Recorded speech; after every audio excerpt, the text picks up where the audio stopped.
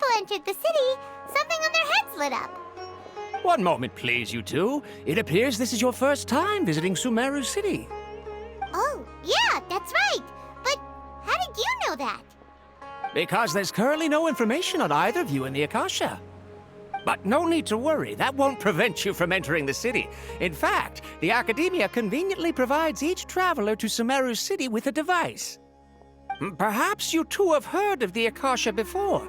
It's our beloved Greater Lord Rukkhadevata's lasting legacy, a treasure trove of collected knowledge. After centuries of tireless research on the Akasha, the Academia created one of its most ingenious inventions, the Akasha Terminal. As long as you are within Sumeru's borders, you may use an Akasha Terminal to connect directly to the Akasha and access any knowledge you need. I should mention that due to technical limitations, the operation of Akasha Terminals will be much smoother and more effective in large cities such as Sumeru City and Port Ormos. Oh, so this is the thing that Tainari was telling us about. It sounds pretty amazing. You two are quite fortunate. Until recently, it was standard practice to only issue Akasha Terminals to outlanders who spent an extended amount of time in Sumeru. However, this policy was recently changed, and now all travelers are issued one upon arrival. Here are your Akasha Terminals. Please handle them with care. It kinda looks like a leash. To activate it, simply hold it in your hand and say the following phrase to yourself. May the mighty God bless us with their voice of wisdom. Oh, since this little doodad lets you access knowledge, maybe we can use it to find a way to meet Lesser Lord Kusanali. Let's give it a try. Ahem. May the mighty God bless us with their voice of wisdom.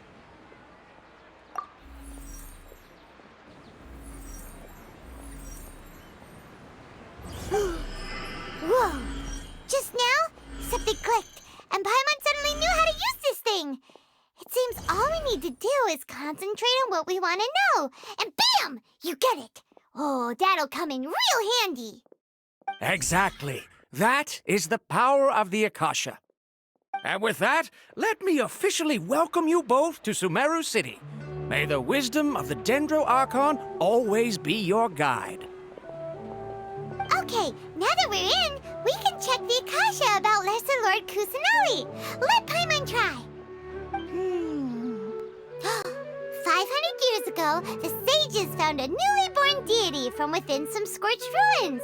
The deity now resides in the sanctuary of Suristana. Seems pretty similar to what Kali was telling us. Okay, next, let's concentrate on asking how to meet her.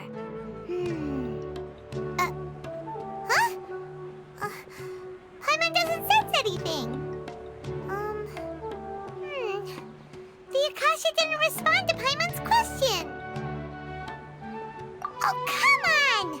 Ugh. Focusing on this question feels like when you have something you're trying to remember and it's on the tip of your tongue, but you just can't think of it. Ugh, Paimon's brain is exhausted.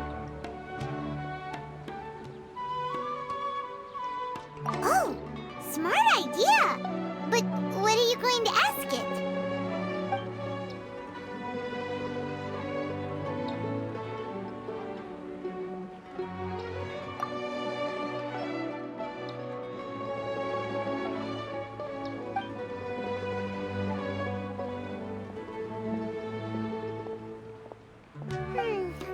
You too? Well, glad it's not just Paimon.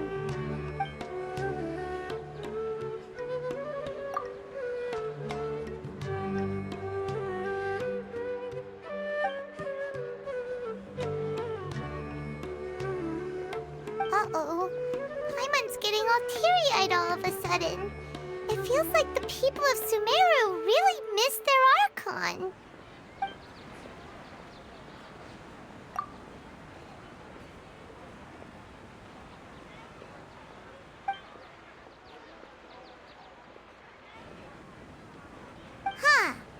Could it be because we're Outlanders and we've only just arrived in Sumeru? You know, maybe we're not qualified to receive an answer to this sort of question or something. Well, seems no matter which way we try, we can't find anything that'll lead us to Lesser Lord Kusanali. Guess our only choice now is to try meeting with the researcher that Tighnari recommended. He's from Sumeru and even has a position in the Academia. Maybe he'll be able to access more info from the Akasha. Let's see. Tighnari wrote an address on the letter's envelope. Oh, it's not far from the city's gate. Let's head over and have a look. Hopefully he's at home. Hello, are you Rohawi? Yes, that's me. Can I help you? Great! You see, Tighnari sent us here and... What? Tighnari? Please, there's no need to say anything, really. Sure, I admit that the article I published last month wasn't my best work, and maybe the data didn't produce the most convincing results, but... Here! This is a letter from Tighnari! Oh, let me see. Oh! Ooh, what a relief. You two nearly scared the life out of me. So, you two just have some questions for me? Seems even Tighnari acknowledges my innate ability for procuring information. So, what is it you two would like to know? We want to meet with Lesser Lord Kusanali. Do you know a way we can do that? You mean you want to meet the Dendro Archon herself? This isn't exactly my area of expertise, but let me see what I can find in the Akasha.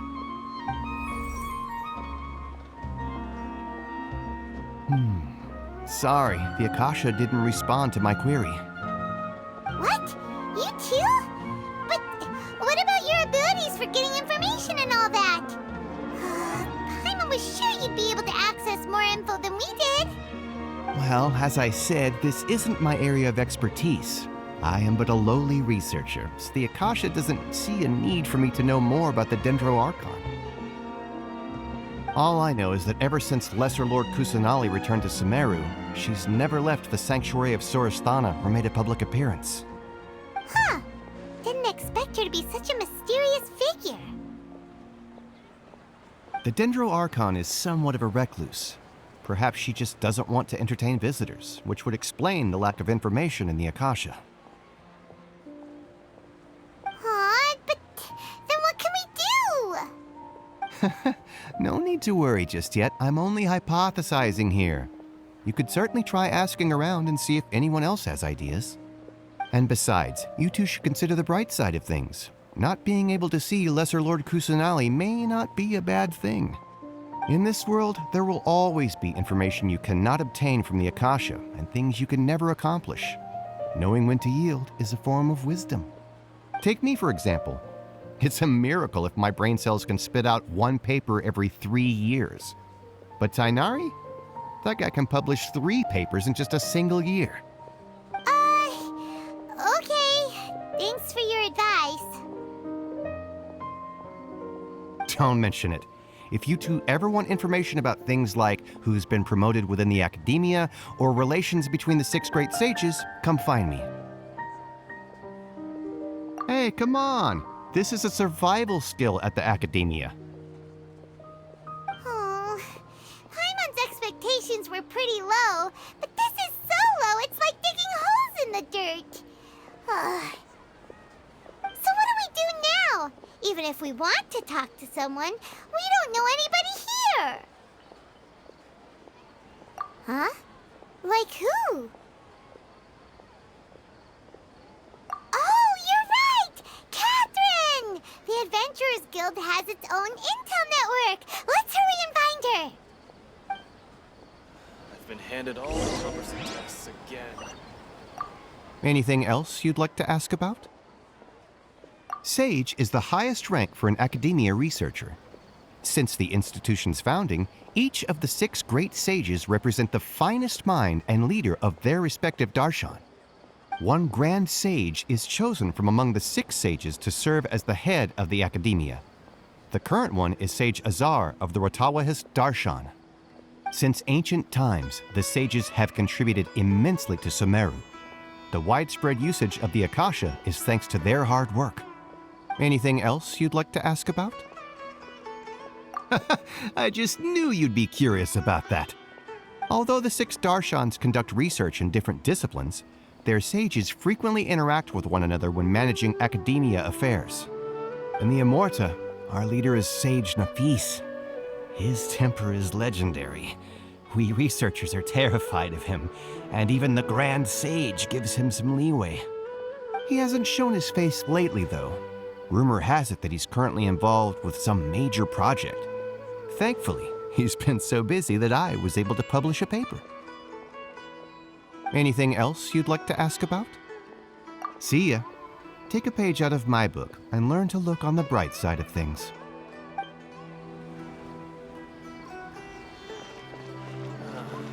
Been handed all the cumbersome tests again.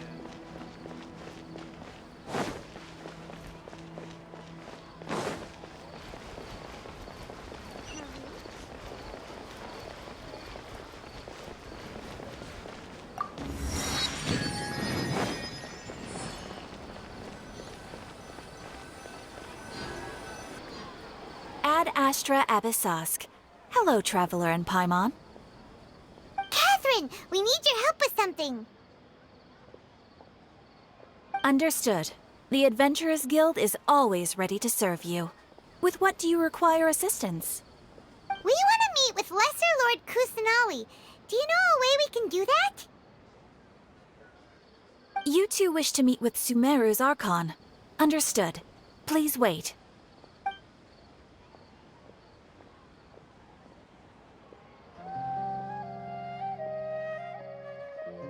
I apologize, but I am unable to call up any relevant information in the Akasha.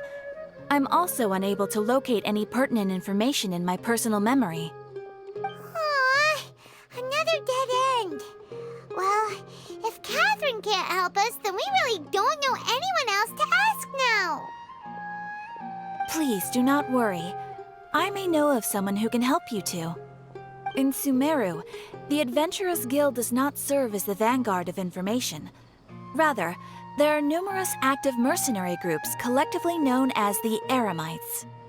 They take on various contracts and work all across Sumeru, so they naturally accrue intelligence.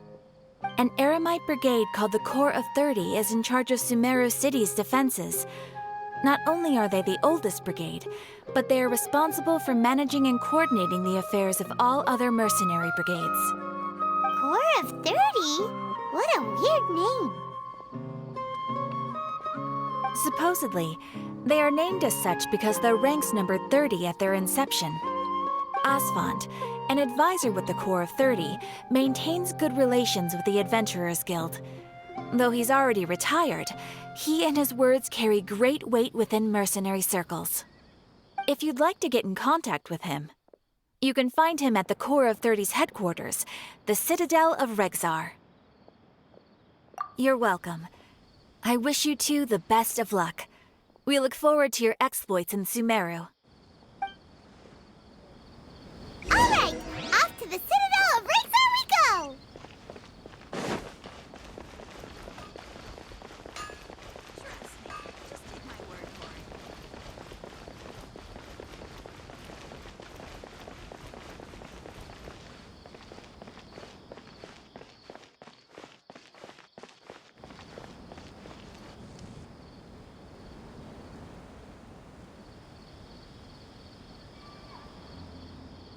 Welcome.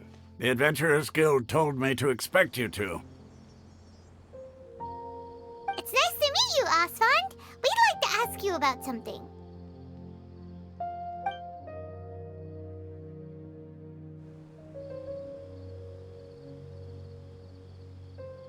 I see. So, Catherine's the one who sent you this way. Ha! It's true that the Eremites' network is vast, but even I can't help you meet the Dendro Archon. Wait, seriously? That's it? Afraid so. The Eremites aren't terribly religious, so we don't know much about divinities. As far as the Akasha goes, we can access even less than you. We originally came from the desert. The gods there died off long ago. Since those days, we've used our own two hands to carve out a living. We don't beg gods for their aid. It isn't just us, though. If you ask me, I think most in Sumeru aren't interested in Lesser Lord Kusanali. Oh?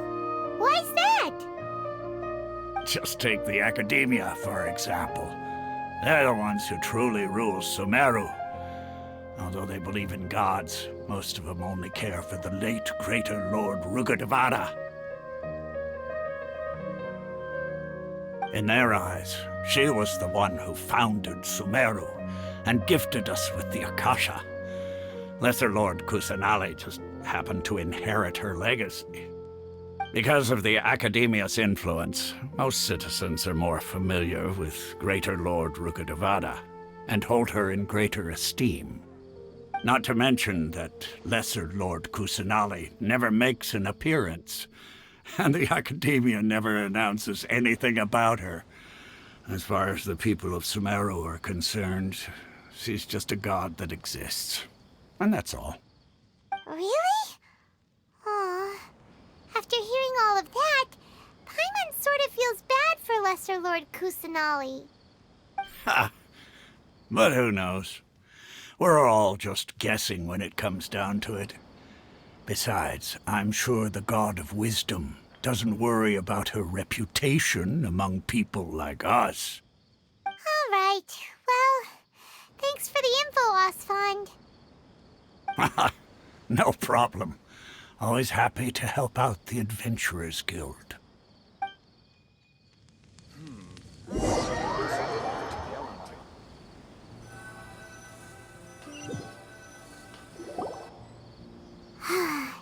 Seems Osfond was right about most people's attitudes here. Not only are they not interested in the Dendro Archon, they even say stuff like, if the Akasha doesn't think I should know, then I don't need to know about it. We've been asking for information non-stop ever since we got to Sumeru, but the harder we try, the more helpless everything seems. Isn't there at least one person in this entire city who cares about Lesser Lord Kusanali? Oh, you two are interested in Lesser Lord Kusanali? Huh? Who are you? From the sound of it, you two are Outlanders who recently arrived here. You've been asking around for information on Lesser Lord Kusanali, right? Oh, I'm sorry. I forgot to introduce myself. I'm Dunyazard, one of Lesser Lord Kusanali's faithful followers. Whoa, really? Then do you know how we can meet with her? I'm afraid I can't help you with that. But your conversation earlier did happen to remind me of a legend about the Dendro Archon. Sure. It goes like this. Long, long ago, there was a man who heard a prophecy. It predicted that a great calamity was about to befall him. Panicked by what he heard, the man sought out the Dendro Archon in hopes that she would bless him with the wisdom to help him escape his predicament. The man journeyed across deserts and through rainforests and experienced tribulations of every kind. However, he still couldn't find any trace of the Dendro Archon. In despair, he thought, alas, the Archon has abandoned me. He then had no choice but to sorrowfully resign to his fate. Okay, and then what happened? And then, the calamity came. But to his own surprise, the man felt somehow emboldened by the trials of his journey. By relying on his own strength, he managed to overcome the adversity. At that moment, a bird perched upon his shoulder. This bird was, in fact, an avatar of the Dendro Archon. She said, "O Archon Seeker, do you now understand? She and her wisdom have long been found by you. Along your journey, we were in every flower and blade of grass, every ray of sparkling sun, and every breath of dancing wind. So long as you continue to think and ponder, we'll be wherever you go." Yeah, thanks for the story! Paimon feels all warm and fuzzy inside after that. In a way. It seems like this story is also one of the Dendro Archon's avatars. Dunyazard, since you worship Lesser Lord Kusanali, can you tell us anything else about her? Of course. So did you two know that, I'm terribly sorry, but it seems something's come up now. Let's chat another day.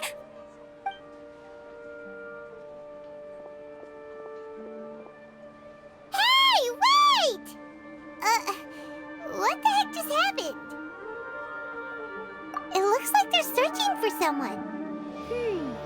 Dunyazard was acting super nervous just now. You think they're looking for her? This stinks! We finally managed to find a lead about Lesser Lord Kusanali! We can't let them get in the way now! Let's see if we can get rid of them. Then we can catch up with Dunyazard! Hey, have you two seen a brown-haired girl wearing a purple top and a long blue dress? We're looking for her. Did she have bandages wrapped around her wrists? Yes, that's her. Did you see which direction she went? Yeah, she went that way. Quick, after her!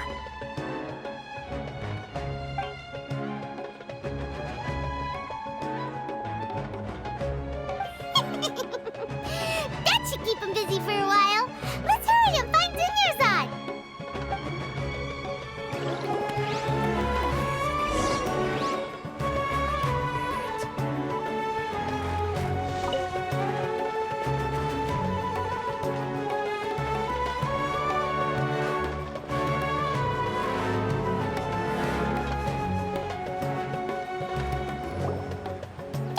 Dunyazard, we thought you might have been long gone by now.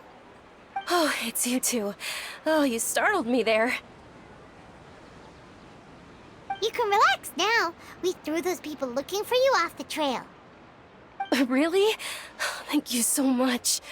Unfortunately, I believe there's still more of them out there looking for me. Uh-oh, looks like there's some coming this way. Huh? More of them? Then what are we standing here for? Run! No, wait, my body isn't in the best shape. It's difficult for me to run. Okay, sounds good. There's a tavern on the other side of the port we can go to. They probably wouldn't expect me to hide in a place like that. All right, let's move out. Stay behind us. We'll keep an eye out for anyone looking for you.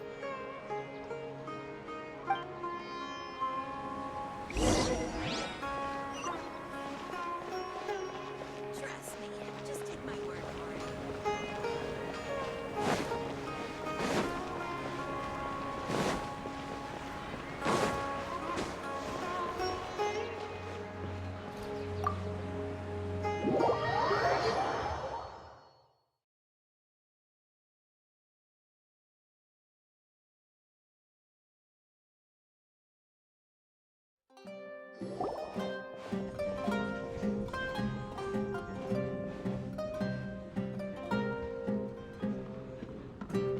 We made it. Oh, they shouldn't be able to find us now. Wait! Stand down, Deyha!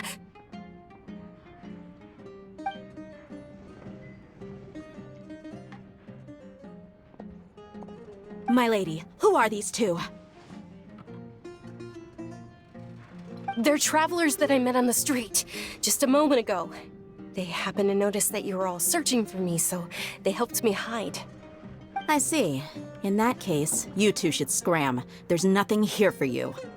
Wait a sec! Who the heck are you? And why are you shooing us away? I'm Miss Dunyazard's bodyguard, here to see that she returns home safe and sound. My lady, let's get going. You've been gone for so long that your parents are worrying themselves sick. And if I refuse to go with you?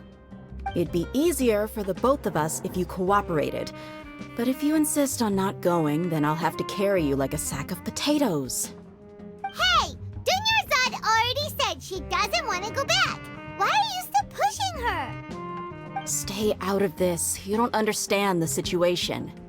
Sorry, my lady. Even though I'm your bodyguard, your parents are my employers. I have to answer to them. How much? Wait, what? How much more do I have to pay you to become your employer? So you never listen to my parents ever again. Double? A triple? Give me some time and I'll get that much. My lady, this isn't about Mora.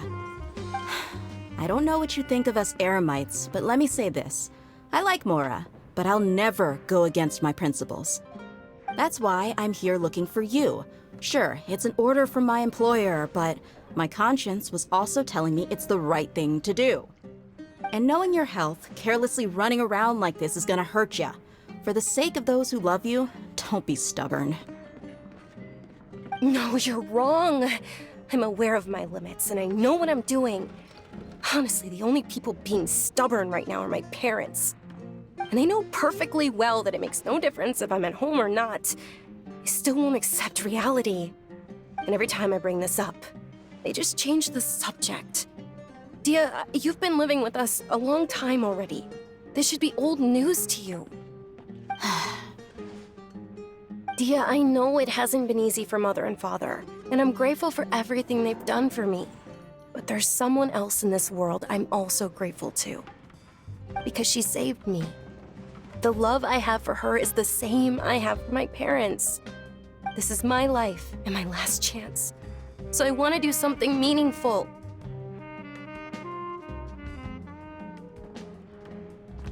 My lady, are you sure what you're doing now is meaningful? Yes, I'm sure. At least, it is to me. Fine, I won't ask you to return home anymore. But let me make something very clear. I'm only doing this because I respect your determination, not because I agree with you. Thank you, Deyha. Sorry for being so rude just now. My nerves were acting up. And I even brought up your payment in such an offensive way. Don't worry about it, my lady. I did say that I like Mora. Besides, that's our next topic of conversation. Today's little excursion caused such a ruckus that every single bodyguard at the estate was deployed. It wouldn't be easy to hide things from your old man. Since this definitely won't be your last escapade, here's a little tip. You should at least make it look like your room and things are still in order when you leave. Also, you'll need someone to cover you for when you're out and about. So, I'll let you hire me, my lady. This way, everyone wins. As for the pay, let's say half of what your father pays me. We can settle the bill when we return to the estate. Okay, deal. Yay! Looks like they've reached an understanding.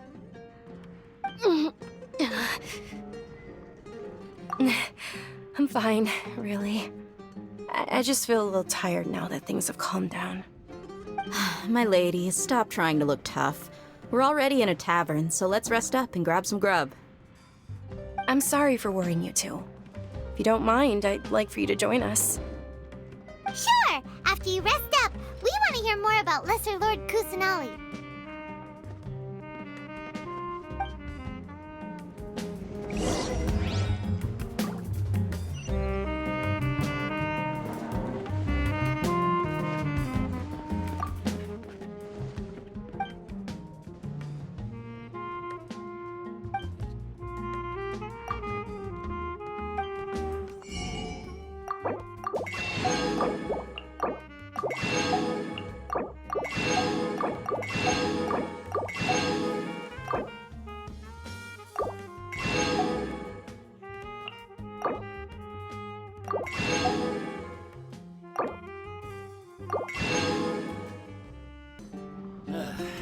You just can't beat the atmosphere here. Ha! Well, if it isn't Deyha, haven't seen you in nearly half a year. Word on the street is that you're a bodyguard for the Homayani family now. Ha! Don't you find that kind of work boring? Nah, you get used to it. How about a menu over here? You got it. Huh? Isn't this little Miss Homayani herself? We don't get to serve personages like you very often. We'll be sure to prepare our very best. Thank you, sir, but there's no need. I don't have a lot of Mora on me, and I really ought to save as much as I can. But please bring these two the best food you have. They're my new friends, so I want to be a good host for them.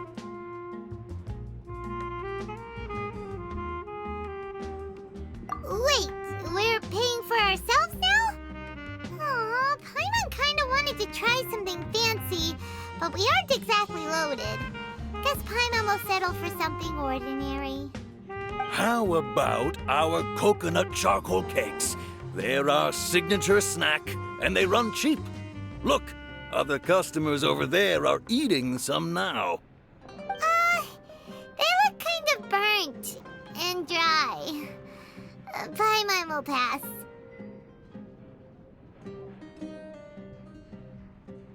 Hey, come on! Paimon has personal preferences too, you know.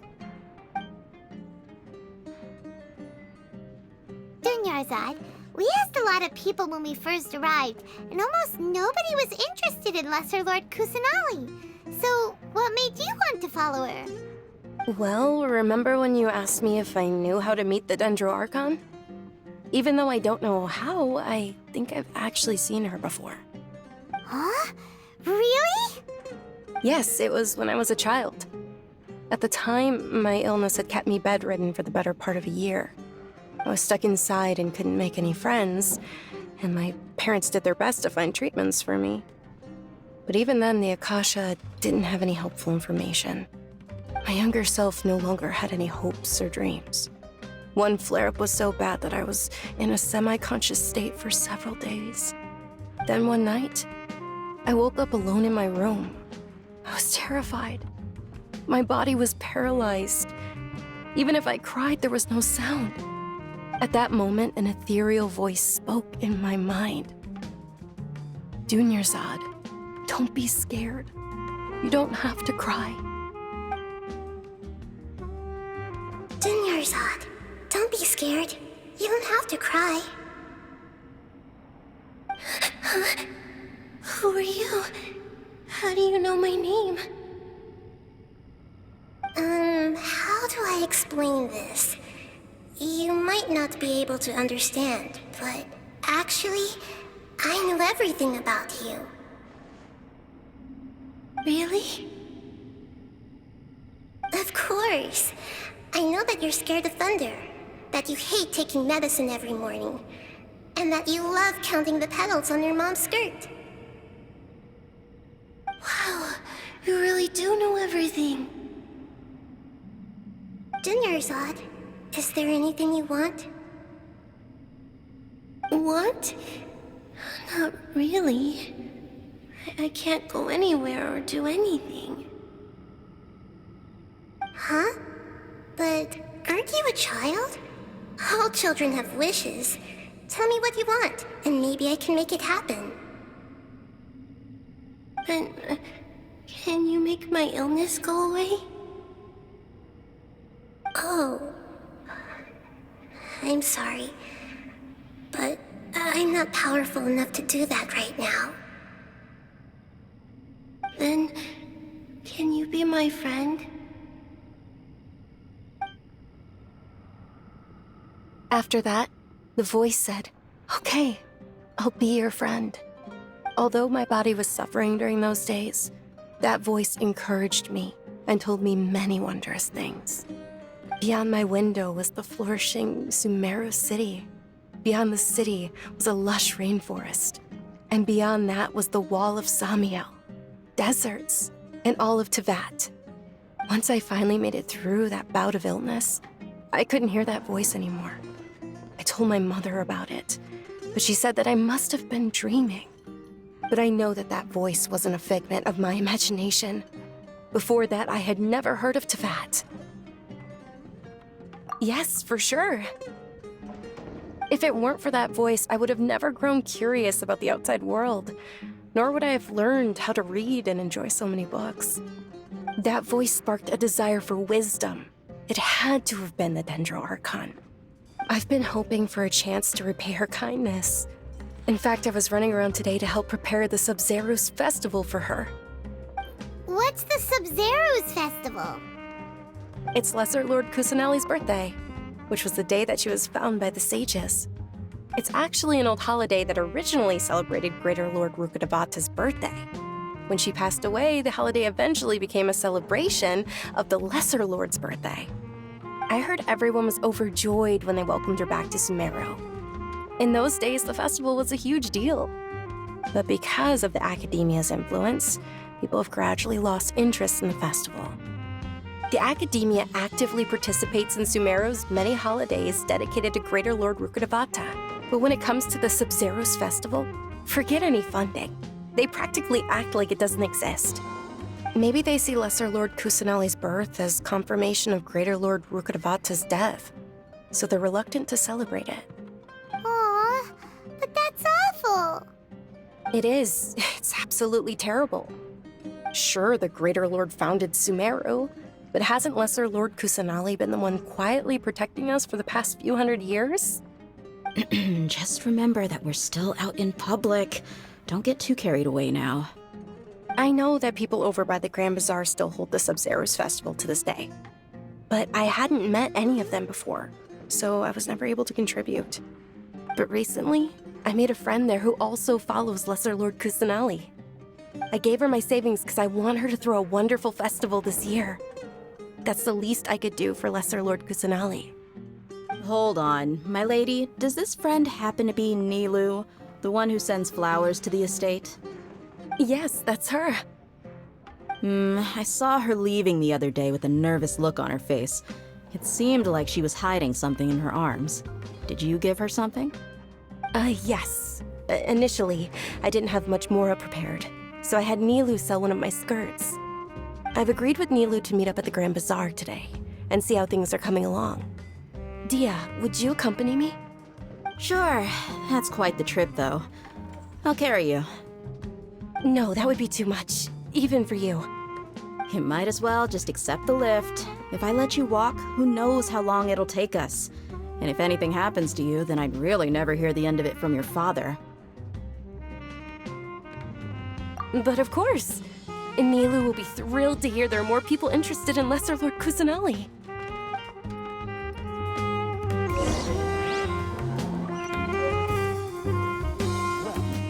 Your perspective is just tunnel visioning.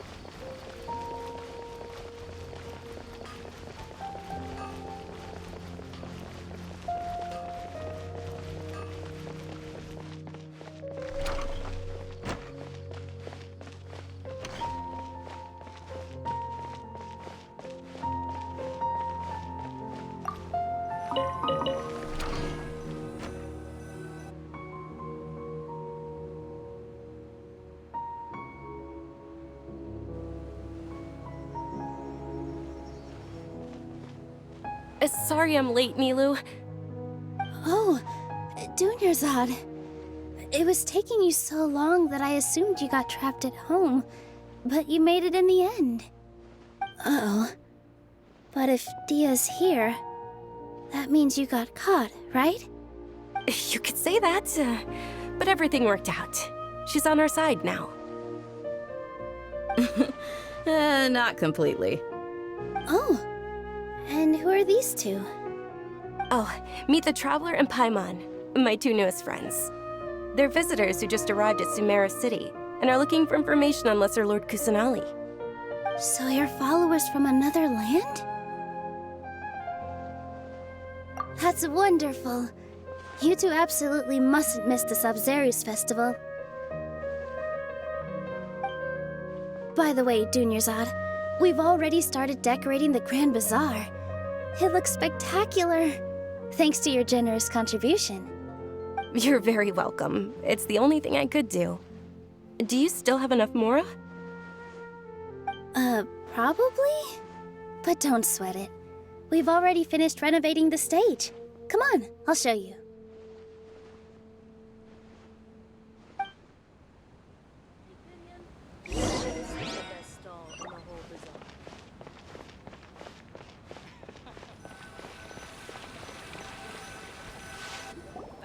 Wow!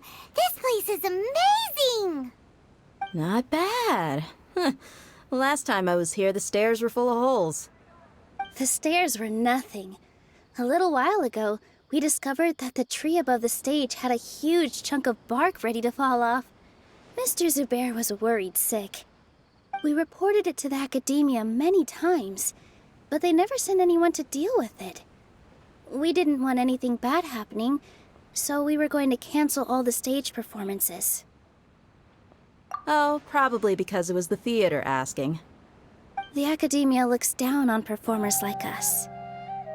They probably think it would be best if the theater closed down completely. We can't let that happen, though. Not only would everyone involved in the theater go hungry, but then we wouldn't be able to hold the Sub-Zero's festival anymore. Thank the Dendro Archon for Dunyazard. With the Mora she gave us, we hired someone to patch up the tree, and we also gave the stage a much-needed makeover.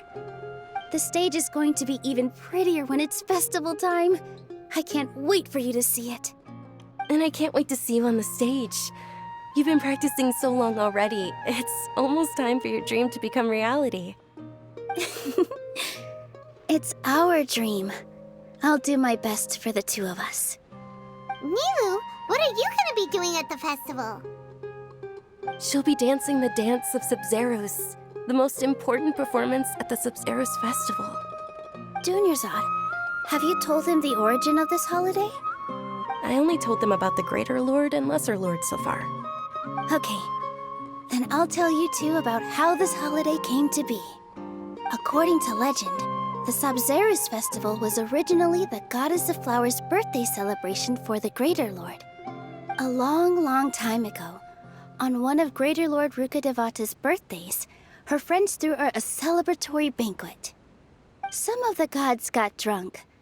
One started playing music, and the Greater Lord started singing, so the Goddess of Flowers began to dance. As she danced upon the grass, countless beautiful parisaras began to bloom wherever she stepped.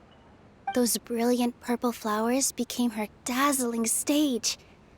All the gods clamored, "Oh, if only time could stop at this very moment."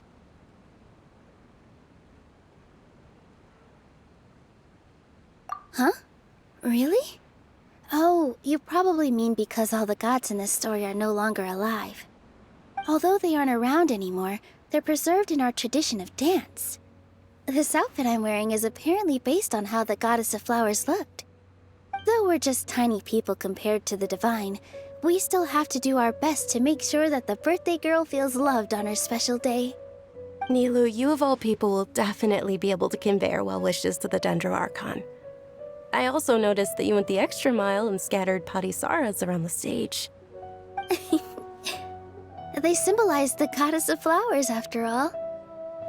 It's just a shame that all the real parisaras went extinct after her death. Yeah. The Greater Lord brought forth parisaras in memory of the Goddess of Flowers, but she ultimately could never truly replicate that beautiful purple. Thinking about the Goddess of Flowers dance makes me wish I could have seen it. If my stage were anything like that, I'd be thrilled if I had just 2 real parisaras on the stage. So, Traveler and Paimon, what do you think? Interested in the Sub-Zero's festival? Will you two be coming? All of Lesser Lord Kusanali's followers will be there for her birthday. It'll be a good opportunity for you to learn more about her. Ooh, Paimon thinks that's a great idea! Of course Paimon wants to watch. Those two things aren't mutually exclusive, you know. So how about we all attend the Sub-Zero's festival together? Dunyazard, let me show you which stage decorations we've picked out so far. Traveler and Paimon, if that doesn't sound interesting to you, then feel free to. Everyone at the Grand Bazaar loves Lesser Lord Kusanali, and we're all looking forward to the Sub-Zero's festival. In that case, we'll take a look around.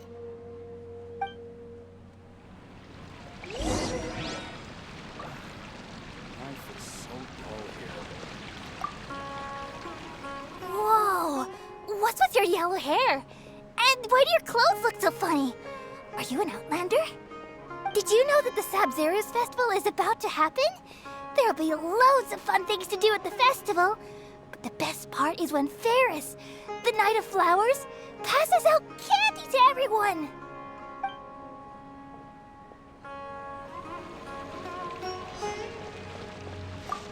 Huh. Revamping the stage for the festival couldn't have been easy, that's for sure. I bet this year's festival will be one to remember. I don't know much about the Grand Bazaar, but I do know that the residents here have a penchant for song and dance. Two things that the Academia doesn't particularly approve of.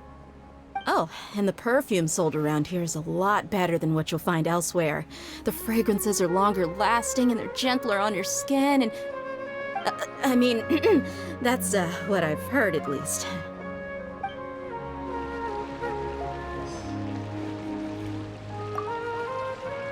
Things are really shaping up, and there's a buzz around the festival this year. We're expecting people from all over to come by this year and buy things during the festivities. Don't be fooled into thinking that Sumeru City has the best of everything. Some festival snacks are only offered here in the Grand Bazaar.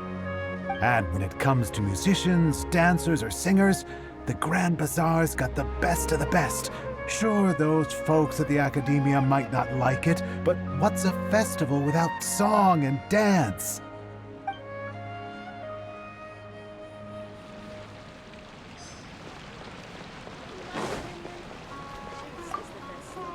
Ah, dancing at the Sabzeruz Festival. You know, I also danced when I was younger. As a child, I even asked my grandmother why we performed the dance for the Lesser Lord when it was originally done to honor the Greater Lord. My grandmother said that Greater Lord Rukkhadevata is a beloved deity and honored by all. And Lesser Lord Kusanali is too.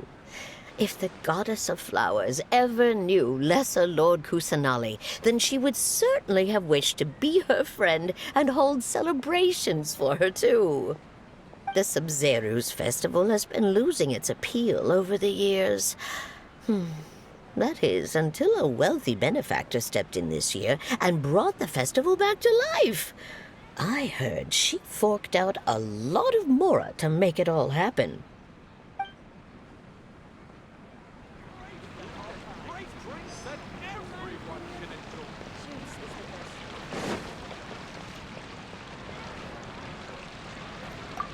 Milu, your outfit looks amazing.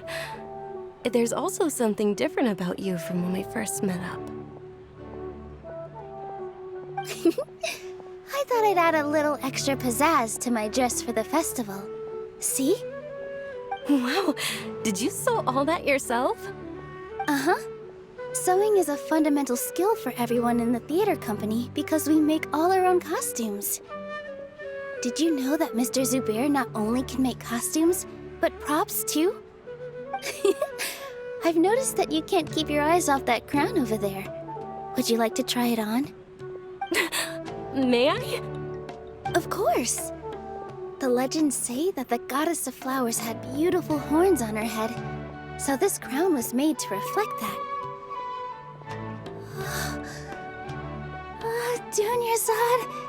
You look absolutely stunning with it on. It's like I'm looking at the Goddess of Flowers herself.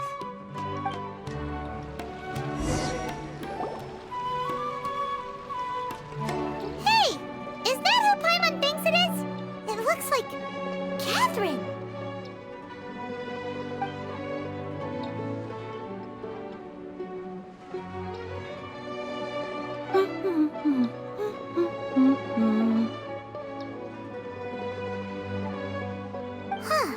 Come to think of it, Paimon's only ever seen her behind the counter at the Adventurers Guild. This is the first time we've ever seen her taking a break. Hey, Catherine! Huh? Oh, hey! It's the Traveler and Paimon! What's shaken? Whoa, break time Catherine sure sounds a lot less formal than usual. Paimon was still waiting for her to say Ad Astra Abyssosque. Sure. Standing behind the counter at the Adventurers Guild doesn't require any complicated functions. But saying and doing the same old things over and over again can get pretty monotonous. Like watching the same Fontaine movie day after day. But take you two, for example. You travel across Tevat to enrich your lives and gain new experiences. Well, we enjoy traveling across Tevat and all that, but we're mainly looking for clues about his sister.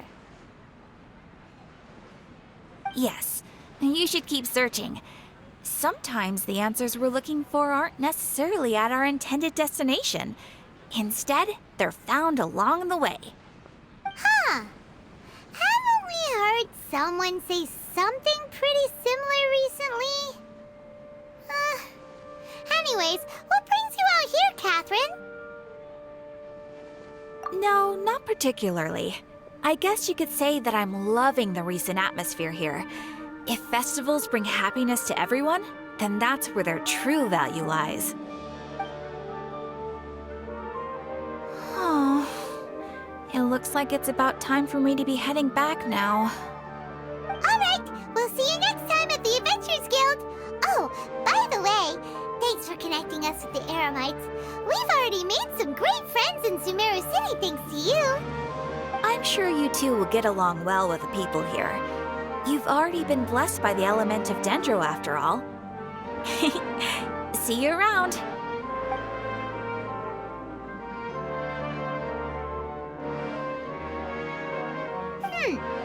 There's something really different about Catherine today.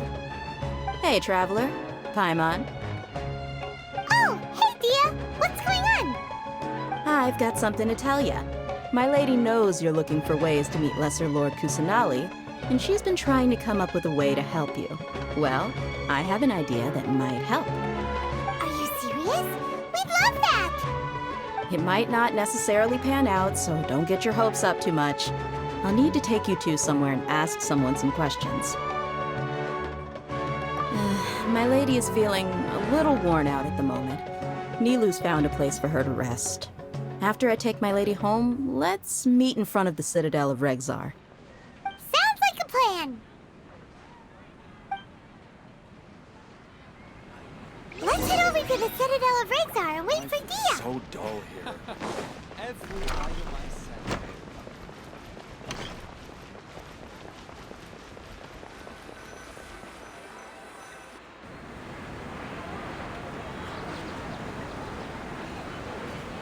Sorry, I'm late.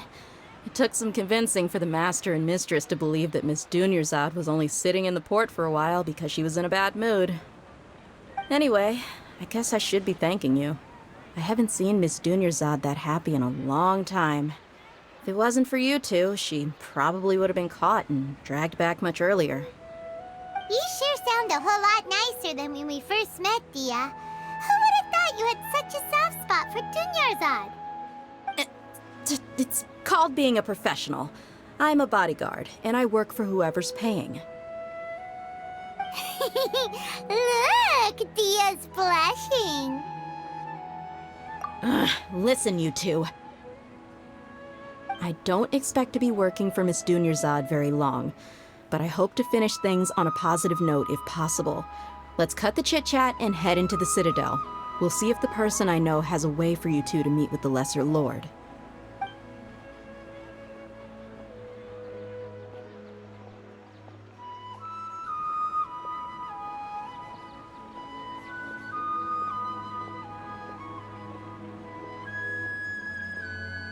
Oh, hey, Chief. Ha, Deyha! What are you doing here? And well, didn't expect to see you three together. I take it you all know each other already? We met this morning after the Adventurers Guild pointed us to Ozfon for more info. No kidding. Huh. So, where's Ruksha? I thought I'd help these two out by asking about the theft. Anything you can tell him? Ruksha's gone over to the Academia. The Grand Sage recently ordered Sumeru City to begin bolstering its defenses, so people from all over have been called back to the city. Since you've already mentioned the theft, I suppose I might as well tell him what we know. Appreciate it, Chief. Theft? Sorry, what the heck are you guys talking about?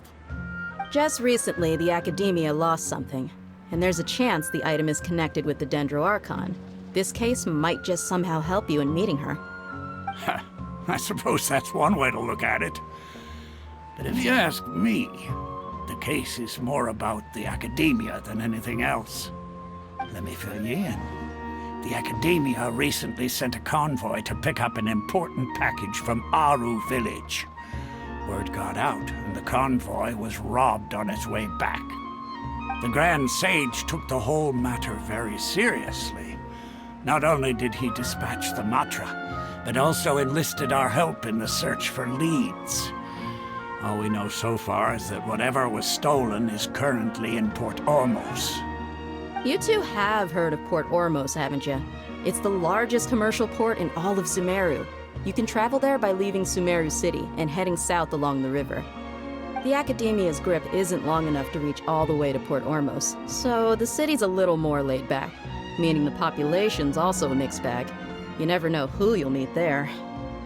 Apparently what was lost has a great deal to do with the Akasha, knowledge, and even the gods.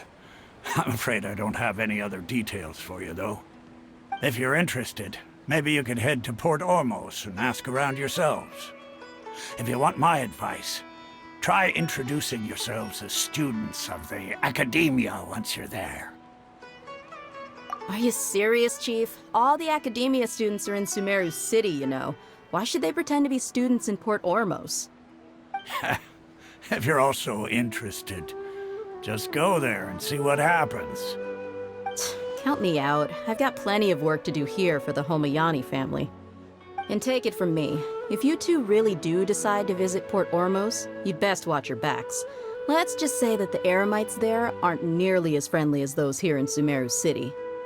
There are even some extremists who go around shouting slogans like, "Retake Sumeru for the Scarlet King." Word is that more and more are joining their movement. They're becoming a real headache for Chief and the others. You bet they are. The Scarlet King's been dead for thousands of years. Now they start spreading rumors of his return. Ridiculous. Not everyone's like you, Chief. Even the desert natives who abandoned their homes in the wilderness still wish to have a god of their own. Well, Traveler, that's about all the information we have for you. Thanks, Deyha, and you too, Osfond. Since we've gathered all we could for the moment in Sumeru City, let's head to Port Ormos and see what we can find next. Miss Dunyazard is looking forward to seeing you both at the Sub-Zeru's festival, so be sure to get yourselves back here in time for that. Good. Then we'll see you both at the Sub-Zeru's festival.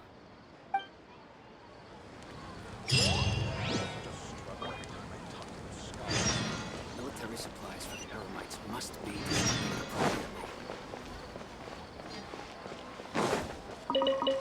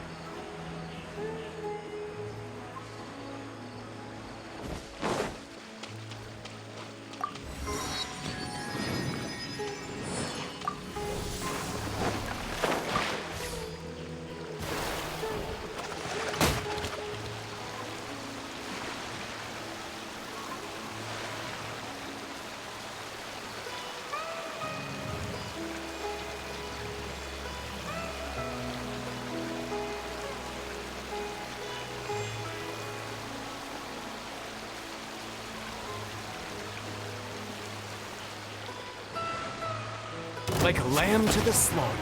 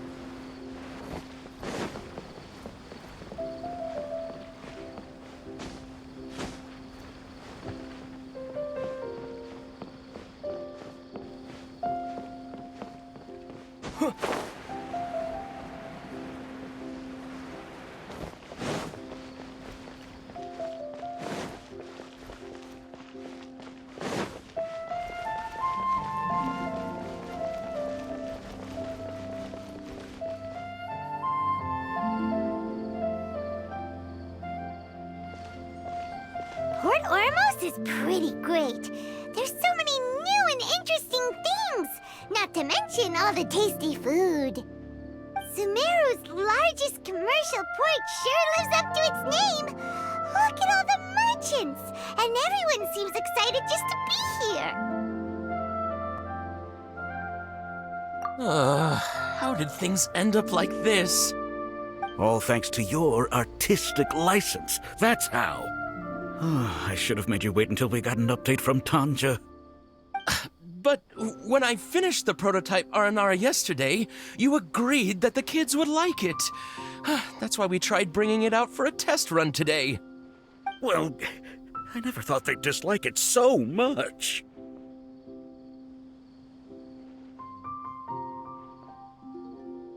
Oh, what should we do?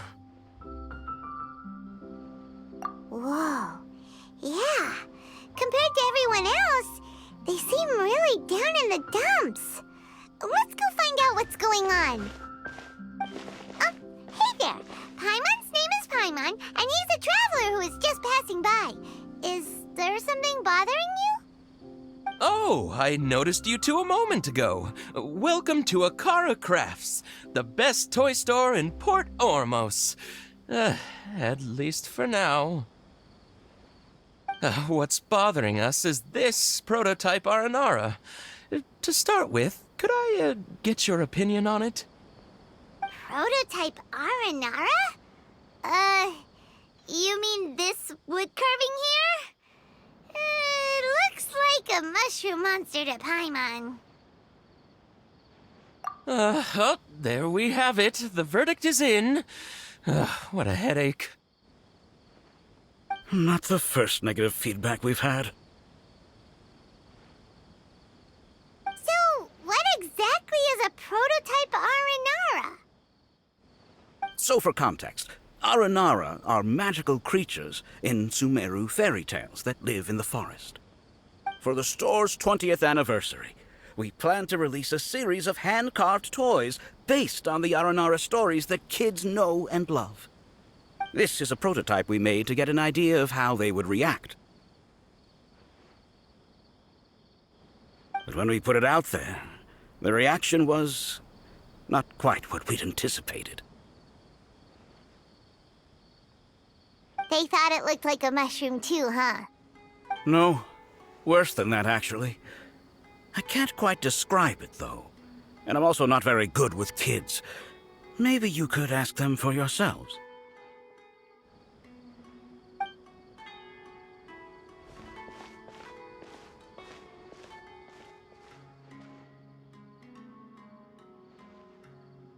This is not an Aranara. No way. I've read Uncle Tanja's Aranara and the Ill Little Fungus. It says that Aranara are supposed to be chubby and squishy. The carving looks nothing like that. Toys do look better when they're round and chubby. Uncle Tonder said in Aranara's vow that you can deceive the eyes, but you can't deceive the heart. This carving makes me feel lost and confused inside. I don't think the creator put his heart into it at all. It's nothing like an Aranara. Ooh, didn't put his heart into it, huh? Oh, sounds like one of those things that's easier said than understood. Kassid and Alia didn't like this carving, but I think it's okay. It doesn't look too happy, so it's kind of pitiful in a cute way. Oh, a positive review! Yeah, so I would totally ask my dad to get it for me, if it wasn't meant to be an Aranara. Oh, well, that took a sudden turn for the worse. We asked the children for their opinions. Oh, how did it go? Has it maybe, grown on them at all? Oh, this is such a shame. Why isn't Tondra back from Gandharvaville yet? Oh, the kids kept mentioning an Uncle Tondra too. Who is he exactly? Uncle Tanger is a famous children's author here in Port Ormos.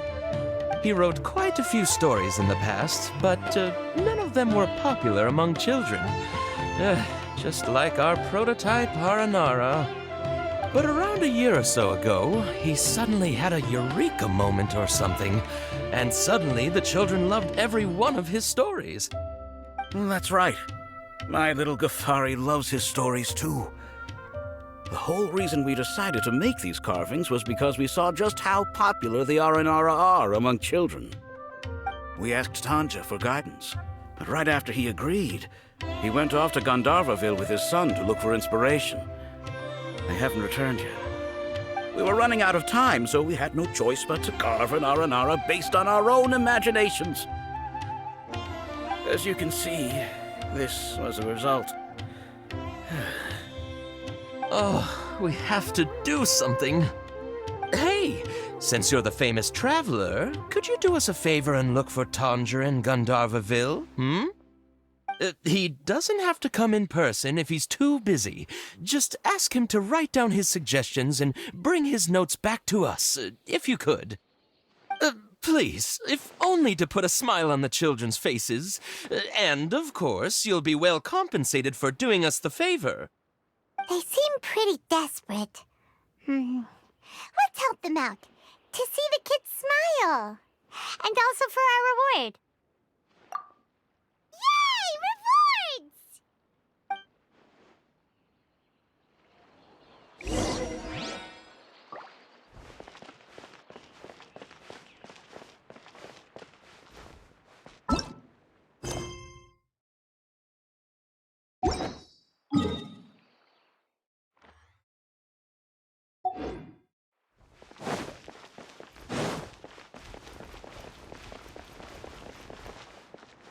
Delicious food, freshly made and served.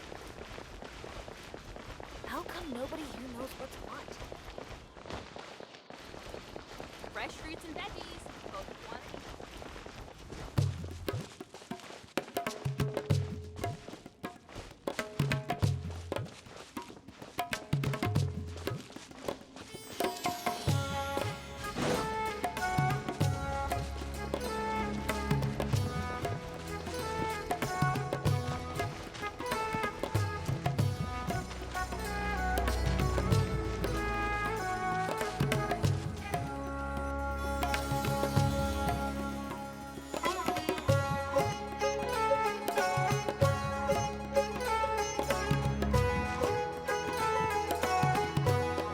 Come and have a good look yourself. Traditional spices of the highest quality, made with pride and experience. You've got a deal. I can't thank you enough for always looking after my business. Believe me, I'm not making this up. Several Eremite mercenary groups are nearly in open conflict, but does the core of 30 care? And that's not all. Did you know that... Wow! Talk about hurly-burly! This place is busy! Guess that's only to be expected for the largest port in Sumeru. Maybe it's because of what Deyha told us earlier, but Paimon can't seem to shake the feeling that there's also danger lurking in these crowds. Ooh. Let's get our bearings so we can start looking for leads. We know that whatever the Academia lost is related to the gods. But other than that, we don't have much else to go on. Osvan told us to try posing as Academia students while asking around. Paimon checked the Akasha on the way here, and the Academia doesn't seem to have any research facilities in Port Ormos. Paimon doesn't get it. Won't we look even more suspicious going around saying we're Academia students and asking about the stolen item? Well, given all the people that come through here every day, if there's any information to be found, Paimon bets we could find it in the market. Let's ask around and see what we come up with.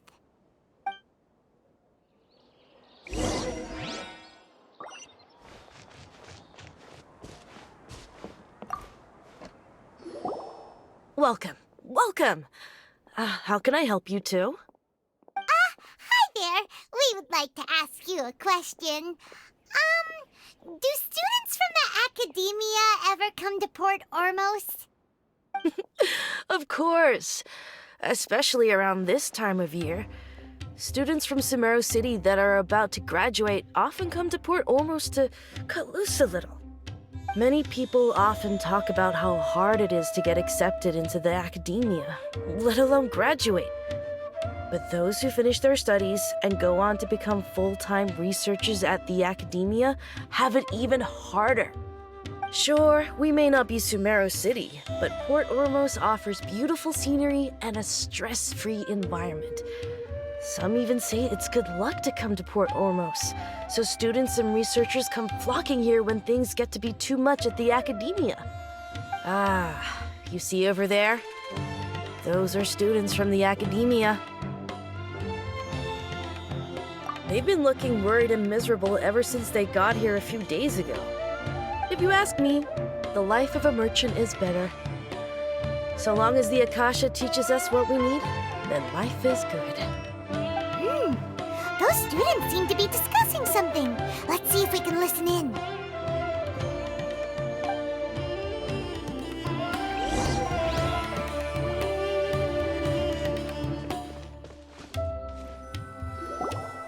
It's no good. I've tried asking around, but I haven't been able to learn anything useful. Not to mention that a bunch of scary-looking Eremite mercenaries have been posted along the streets now. There's been a lot of fighting between the different Eremite factions in Port Ormos. If we choose to move on our own, then it would be wise to steer clear of them. Especially the group that's constantly shouting some stuff about the Scarlet King and some resurrection. I've even heard that the Citadel of Regzar is starting to get fed up with them. What was that group called again? Ein something or other? They're called Ein El Akhmar. Today, I heard that the thing we're after might be in their possession at the moment. Wait, come again? Don't you see? Many of the Eremites in Port Ormos deal with trading this kind of thing. They're usually pretty wary of outsiders, but not so with students of the Academia. It's because the kind of goods that students are looking for aren't the kind of goods that Eremites are after. As long as they know you're a student, then deals can be made. I've heard that Ein al-Hakmar likes to set up shop at the Jafar Tavern. Supposedly, if you're willing to part with 500,000 mora, they'll give you info on anything. Wait, did you say 500,000? If information alone costs that much, then how could we ever afford to buy what we're looking for? I guess we might as well give up on trying to graduate this way. I wouldn't worry too much. Our field of research is very niche. Who else could possibly be after that kind of shady knowledge? I bet it's practically worthless to anyone aside from us. Well, I guess that makes sense. Then the only thing left for us now is to find a way in. Why don't we all just pool our money together and pay for the information? Whoa! Did you hear that? A niche field of research and shady knowledge? It all sounds pretty suspicious to Paimon. Is knowledge something people just buy and sell like that?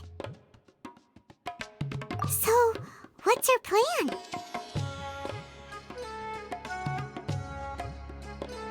Wait, didn't you hear what they just said? Buying information is going to cost us 500,000 mora! Have you lost your mind? Oh, all right. Paimon never thought she'd agree to parting with that kind of mora. But if you know what you're doing, then we should give it a shot.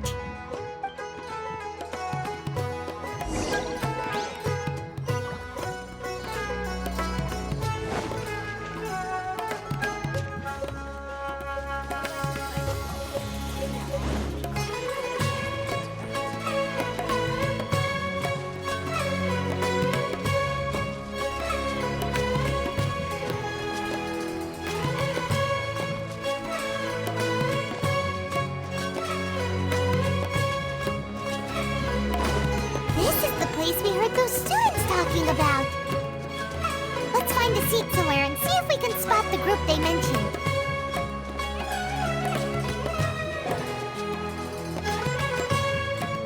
Oh, you've arrived.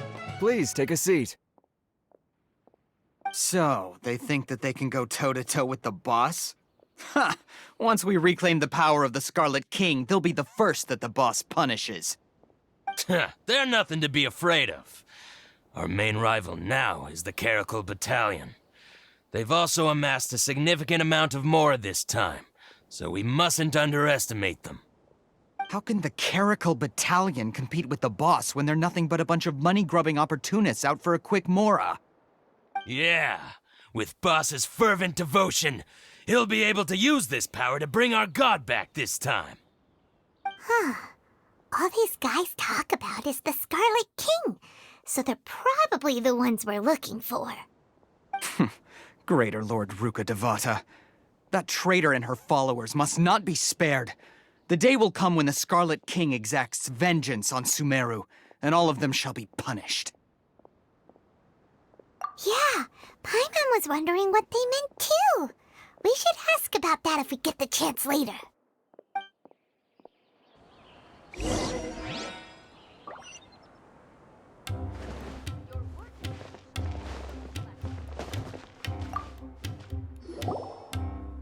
Huh? Who are you? What do you want? A student? What's a student from Sumeru City doing in Port Ormos? Ah, well, if it's info you want, you've come to the right place. The question is, can you afford it? Paimon can't stand to see so much more go. But there's no other choice right now. Here, this is the merchant's address. Whatever you're looking for, you'll find it there. Hmm? Well, what are you waiting for? Oh, that's right! We heard you mention the Scarlet King just now. We're actually interested to know more because we're, archaeology students! Fine. Since you've already handed over the mora, I guess I can throw in a little extra info. As you can see, members of Ain al-Ahmar are devout believers of the Scarlet King. Years ago, the Scarlet King founded the great desert nation that was our homeland. It was an advanced civilization, far beyond anything you'll see in present-day Sumeru. The Scarlet King was the rightful god of wisdom, but he was betrayed by a companion he trusted. She even stripped him of his title, God of Wisdom. So, you mean the traitor was... Greater Lord Devata, yes. That shameless wretch destroyed the Scarlet King's civilization, and our ancestors were forced to flee to this land where we were made to suffer the tyranny of our enemies. Furthermore, she conspired with the Academia to cover up the truth of her actions and create the merciful and benevolent facade for which she is now known. Ugh, just thinking about it sickens me.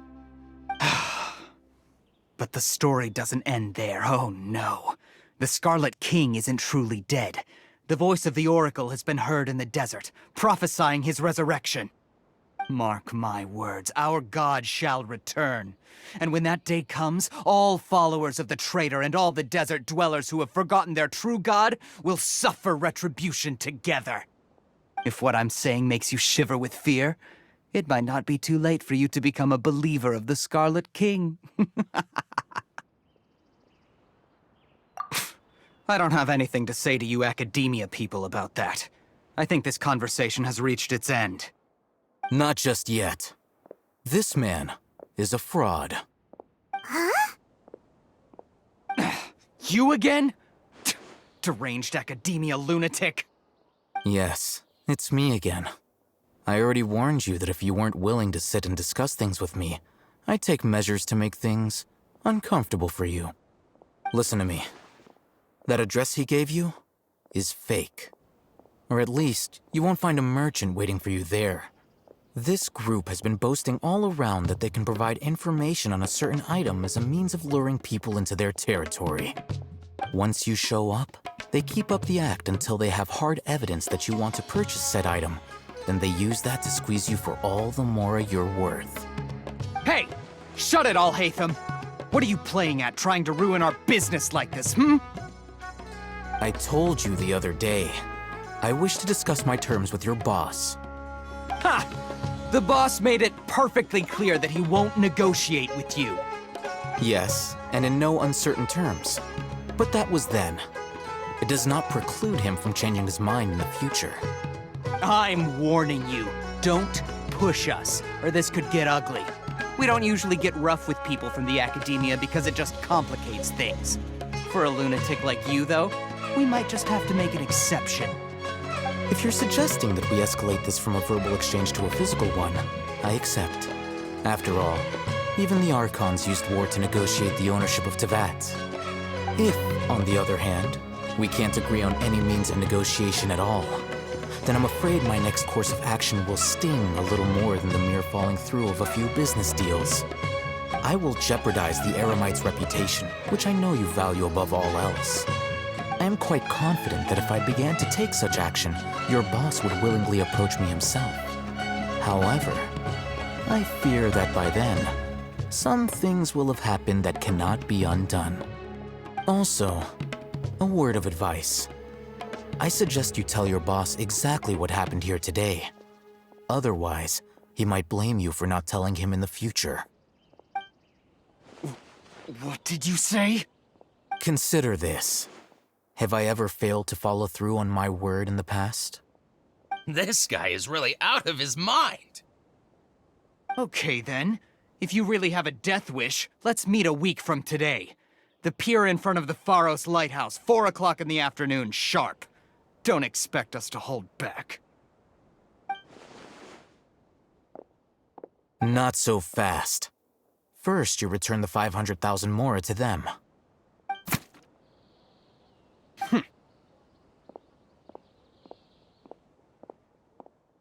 Please, I beg you, don't provoke them. We can't afford any trouble with this crowd. They haven't even paid for their food yet. Ah, Mr. Iman. There appears to be fewer staff in the restaurant recently. This wouldn't happen to be because they're all busy spreading the word to the students, would it? Well... Someone who chooses to do business with a group like that really can't afford to get so flustered the instant someone confronts them about it. Consider the meal compensation for our silence. I'd say you're getting an excellent deal. Whoa, did you see that? He not only got us our mora back, but sent the Emerites running too! Plus, he seems to know a lot about what's going on around here. Let's catch up with him and ask some questions! He went that way! After him!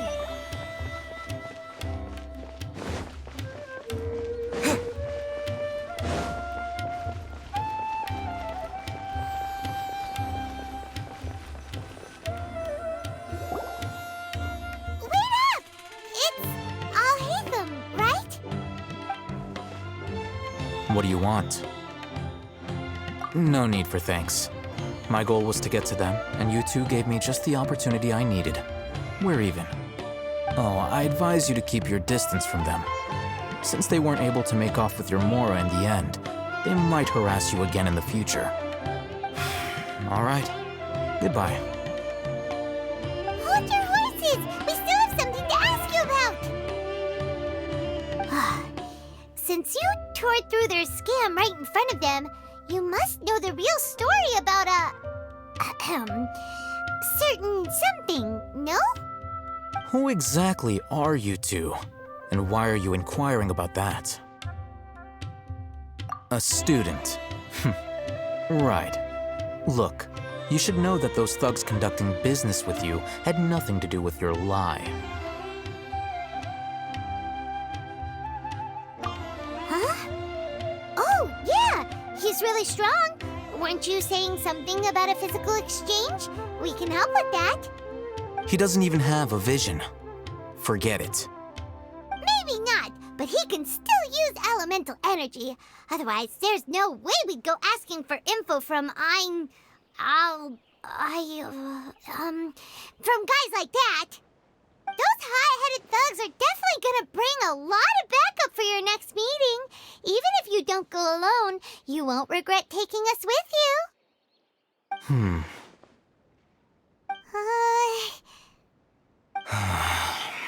All right, I accept. Got a pen and paper? If you're searching for someone who sells that kind of merchandise, I'll give you one of their addresses, and you can try your luck. We'll reconvene at the appointed time by the pier. It doesn't matter if you show up or not.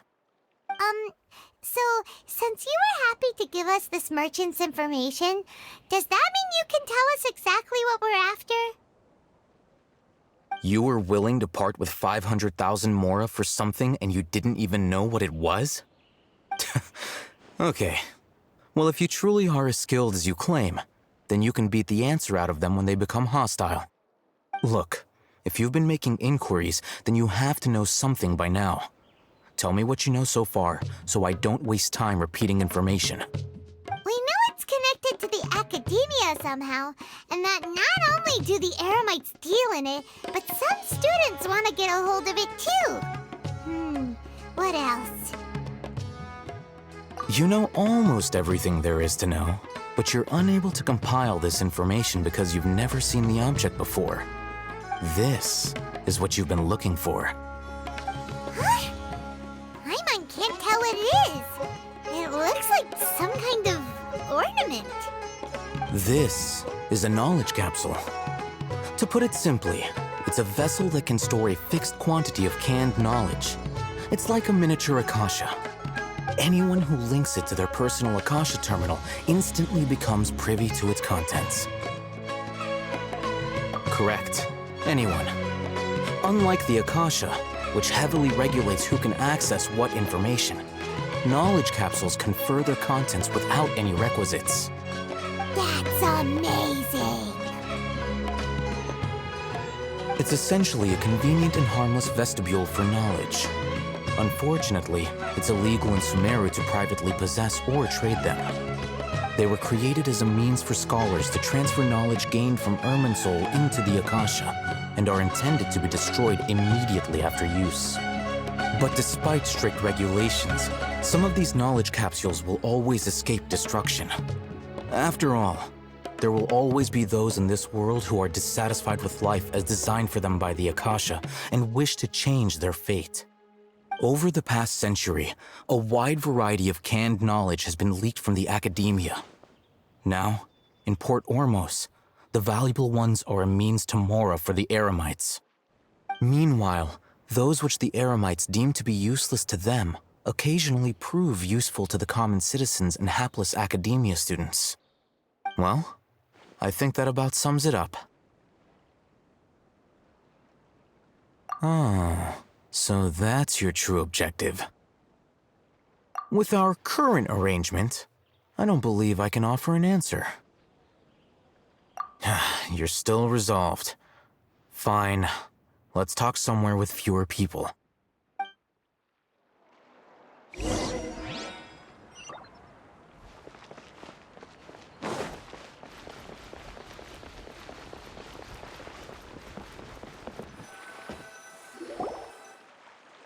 Let's continue our conversation here. If you wish to learn more about the knowledge capsule that the Academia lost, then you must help me with something. I need you to find someone named Dory, a traveling merchant. Unlike the peddlers who hawk inferior knowledge capsules, she often has quality goods in stock. Some say that as long as there is profit to be made, there is nothing she won't dare to sell. She's guarded against people from the Academia because most of her wares don't comply with Academia regulations.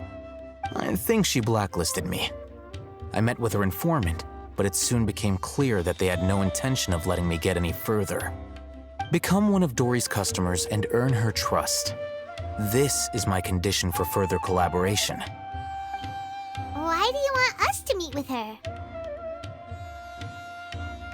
Until you complete this task, you don't have question privileges. Fine. So how do we go about doing this? You two are outlanders who haven't been here for long, so Dory should view you as safe clients. I'll give you the informant's address and their contact password. Beyond the password, though, I have no way of knowing what other tricks she might have up her sleeve. You'll have to improvise. This is kind of nerve-wracking. The true challenge begins after you meet her. She has a keen nose for Mora and a shrewd eye for wares, and she only likes customers who she deems to have good taste. I'll prepare some funds for you. Buy her highest quality wares and earn her approval. But we only just saw a knowledge capsule for the first time. We don't know how to tell which ones are good and which ones are bad. Is that something we can learn quickly? That's true. Have you two heard of elemental sight? Oh, well, that's a surprise. Guess I'll have to hold you in higher regard. Anyway, that ability should resolve your issue.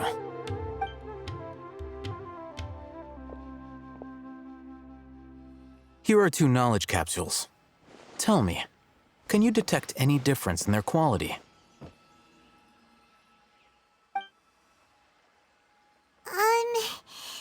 They look the same to Paimon. Try inspecting them with elemental sight. How'd it go? Did you see anything? Rumor has it that higher quality knowledge capsules generally appear brighter when viewed through elemental sight. That's because knowledge originates from Irminsul, the root of Dendro power itself.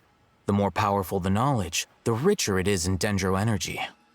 However, some canned knowledge with a high concentration of elemental energy is of little use in contemporary times, so those capsules are of little value. Using elemental sight is merely a stopgap measure, but it should suffice for earning Dory's trust. That sounds pretty impressive.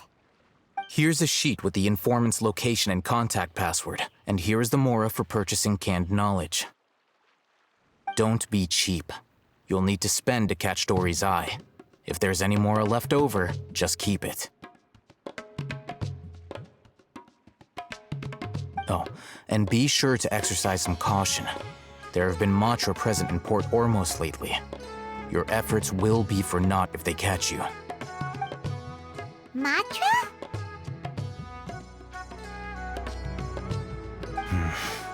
They belong to the Academia's regulatory body. They also handle cases of illegal canned knowledge transactions. Like I said, the Academia has banned both their trade and possession. The Matra are razor sharp. You're in for nothing good if they lock their sights onto you. If you two want to back out, now's the time. Okay, then we have a deal.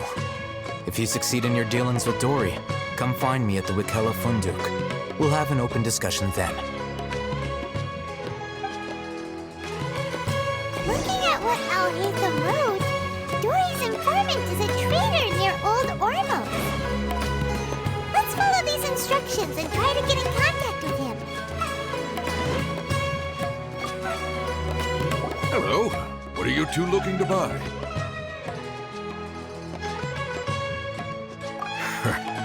What a unique palette. We have unripe horror fruits, but we usually keep them in the back. I'll have someone escort you.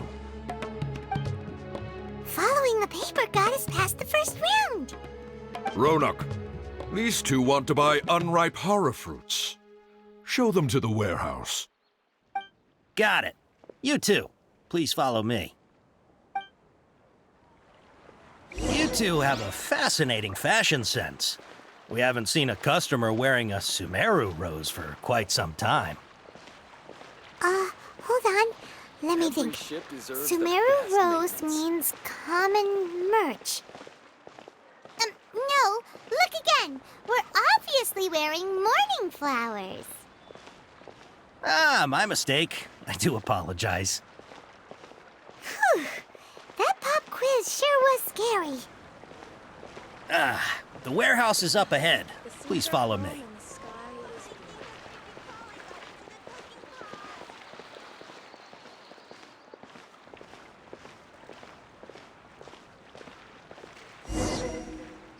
Before I retrieve your products, I need to confirm a few things. Please forgive me, but we may not have sufficient stock for you today. Earlier, many of our hara fruits were taken by mice. Hold on. That's not right.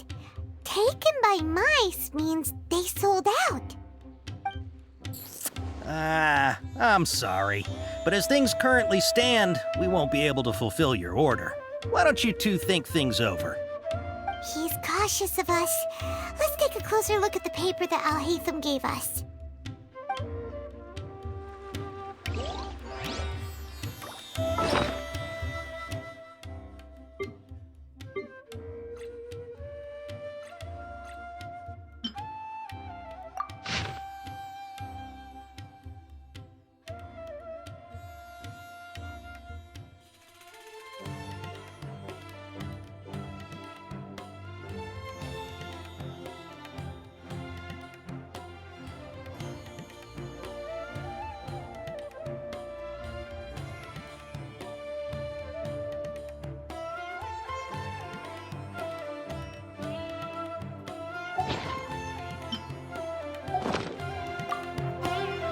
Before I retrieve your products, I need to... please forgive me, but we may not have sufficient stock for you today. Earlier, many of our hara fruits were taken by mice. Thanks. If better goods come in, you'll be the first to know. You look like you have some skill. Why don't I pick out some fruits that'll make you dizzy? Yep, that's the right answer. But eating hara fruit that makes your head and ears ring sounds like a bad life decision. Would you like your hara fruits to be packaged in the Sumeru City or Port Ormos style? I'm guessing that you're going for a more traditional packaging since this is your first time here. Wait a sec. Sumeru City style means we're only buying a few things. He won't take us to see Dory if we do that. He's cautious of us. Let's take a... Before I retrieve your... please forgive me, but we may not have sufficient stock for you today. Earlier, many of our hara fruits were taken by You look like you have some skill. Why don't I pick out some fruits that'll make you dizzy? Yep, that's the right answer. But eating hara fruit that makes... Would you like your hara fruits to be packaged in the Sumeru City or Port Ormos style? Wow, you two sure are generous customers. We'll be sure to package your products beautifully. Okay. Everything has been confirmed. Miss Dory is waiting for you up at... Shoot! It's the Matra! Run! What? The Matra? Where? Al-Haytham said we're done for if they catch us. We gotta get out of here.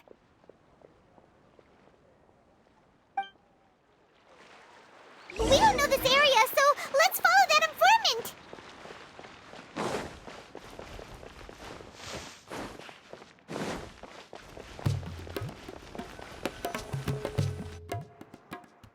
He ran that way!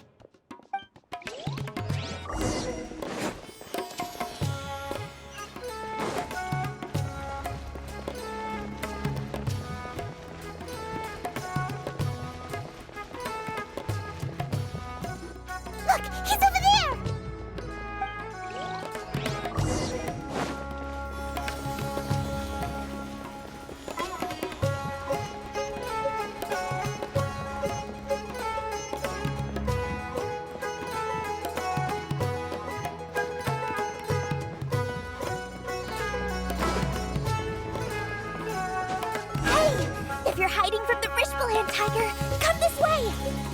Another password! Huh? Oh, that voice came from behind the building on the right! Here, over here. You can stop running now.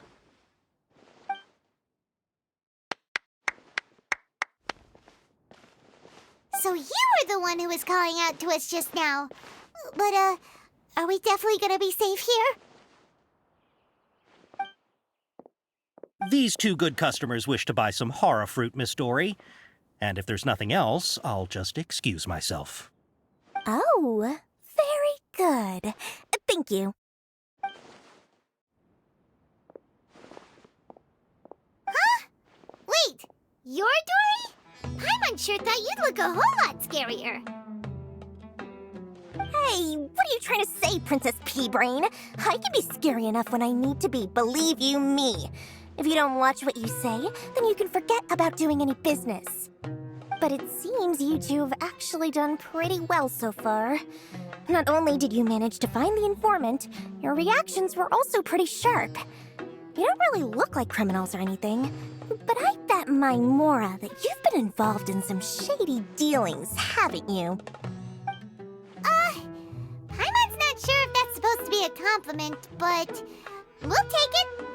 I can't risk doing business with people who start huffing and puffing after just a few paces. No matter how much Mora they might have. Not only will they get caught by the Matra, but they'll also get us into trouble. As decent folks trying to run an honest business, we don't need any of that. Wouldn't you agree? So that's why I prefer to have customers like you. It's your first time here, but don't worry, I won't ask too many questions. Even if you wish to buy enough knowledge capsules to decorate your house with, please, knock yourself out. As long as you have lots of round, shiny Mora, then we're all good. Ah, yes, of course, of course. Go ahead, help yourselves. Voila! Wow, she has a trove of canned knowledge. Whew. She'd probably be in serious trouble if the Matra caught her with all this. What kind of products do you seek, my dear customers? Don't worry, I'm not interested in your reasons for buying. I can, however, offer some suggestions. Take this one, for example. An analysis of the sociological ideology and dialectics of the Hilichurls. Only 3 people in all of Teyvat have ever studied it, making it extremely rare. It's on sale now for 350,000 Mora. Yeesh, who would want to be an expert in that topic? Or how about the architectural styles and construction methods of Teyvat in the early Archon War period?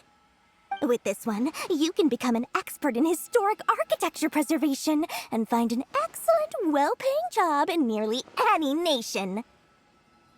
Ooh, now this sounds like it could be useful. 2 million Mora, and it's yours. No discounts. Whoa! That's a lot of Mora! Of course, you are free to pick whatever your heart's desire. The contents and price of each knowledge capsule are indicated in small text on the body of each one, down at the bottom. Alright, let's try the method that Alhaitham mentioned.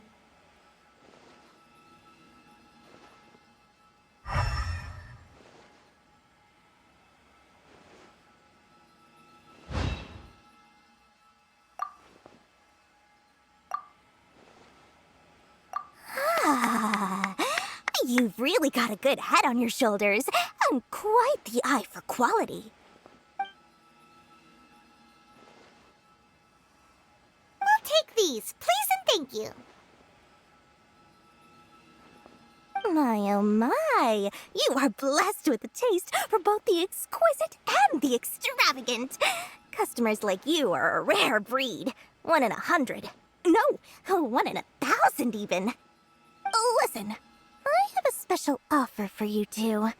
If you spend just 100,000 more, you can pick any knowledge capsule of your choice up to a value of 1 million Mora. Say what now? Hey, did you hear that? Spend another 100K and we get a capsule worth a whole million!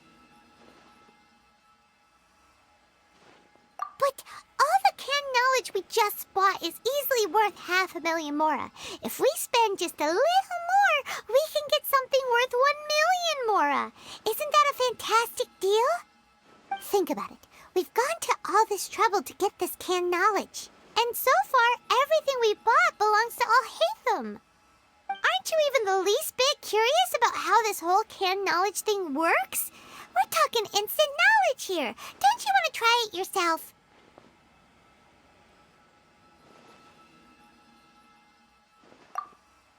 Come on, come on! We still have around 100,000 of Alhaitham's moral left, so let's put it to good use by finding something useful for you. Ahem. You've got a deal, Dory. We'd like to spend an extra 100,000 mora. Excellent! Then please, select from this fine collection of canned knowledge over here. Hold on a second. Paimon thought we could choose whatever we wanted. Why can't we choose the ones from over there? Oh, but my dear customer, the knowledge capsules over here are worth 1,000,000 mora each. I'm sure discerning customers like yourselves will be able to find something to your liking. Please, take your time. Uh-oh, Paimon has a bad feeling about this. Let's use Elemental Sight again to check these. Huh? Why? Hey, we're getting a capsule worth 1,000,000 mora here. Don't be such a party pooper. Well, anyway, the mora's already been spent, so let's at least try to find something useful. Let Paimon take a look here.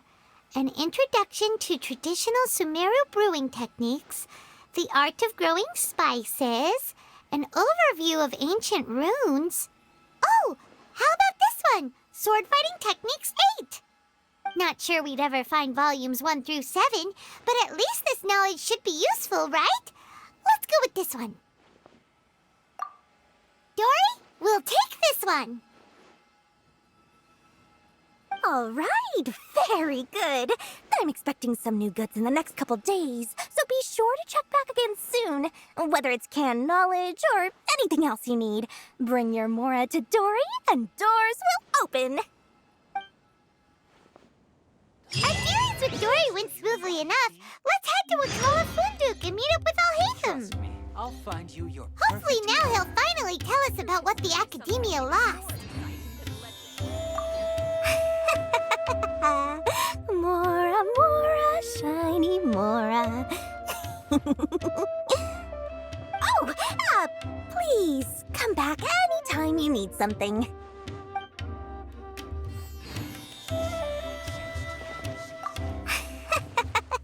Oh, please. perfect color.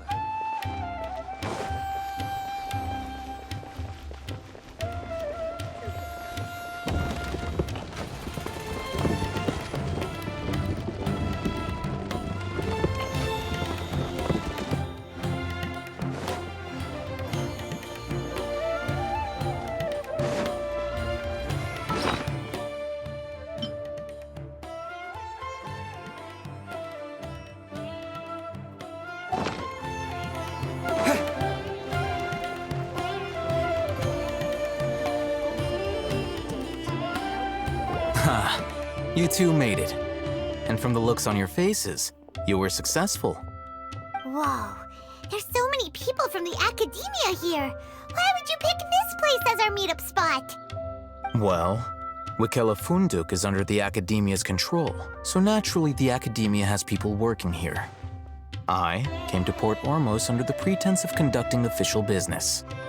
You're a pretty daring guy. Relax. No one here is interested in anything we say, and the Matcha won't come here. Okay now, tell me how your encounter with Dory went. Okay, we did what you asked.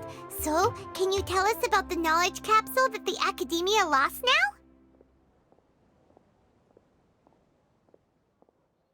Before that, I have to ask.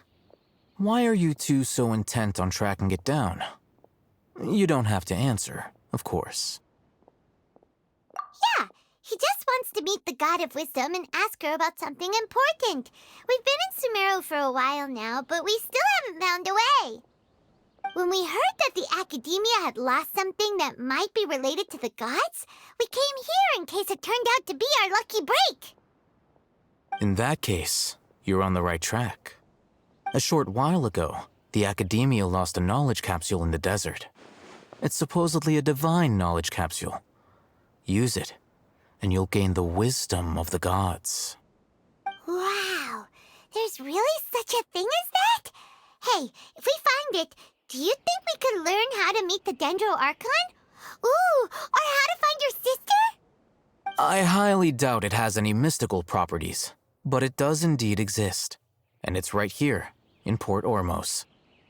So, where exactly? That's what we need to find out next. I won't deny that. I am investigating because I'm curious as to what the divine knowledge capsule truly is.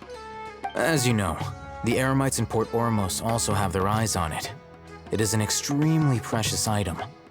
The knowledge contained within may bring great power or wealth to whoever has it in their possession. Several brigades have been vying for ownership of it as of late, but there is still no victor. My personal finances and connections cannot compete with those of the Eremites. After attempting various methods, I finally managed to reach a tentative agreement with several brigades. I agreed to forego ownership of the divine knowledge capsule in exchange for the opportunity to study it. After all, there's no harm in understanding what it is. However, there are those who are less amenable to negotiation, such as those from Ain al-Ahmar. They adamantly believe that the divine knowledge capsule contains the Scarlet King's power, and that he will return to this world when they obtain it. They refuse to let anyone from the Academia tarnish their deity's soul. So you kept hounding them because they refused to cooperate with you? Yes. Ain al-Ahmar isn't exactly wealthy, but its members are determined to get that capsule by any means necessary. To that end, they've resorted to many methods more foul than fair in order to amass sufficient funds. So, I've been sabotaging their business to force them into negotiating with me. The divine knowledge capsule should be up for a secret auction within the next few days. Each brigade will place their own bid, and the prize will be covertly given to the winner. To ensure the capsule's security and to evade the Matra's notice, the winning brigade will not publicly disclose their victory. Unless I know whose hands the divine knowledge capsule ends up in, my agreements with them will fall through. Dory is the most reliable source of information, but that avenue was previously closed to me. With you on board now, the situation is different. In other words, you wanted us to befriend Dory so you could find out where the divine knowledge capsule is. Yes, you can say that. But this arrangement harms none of us.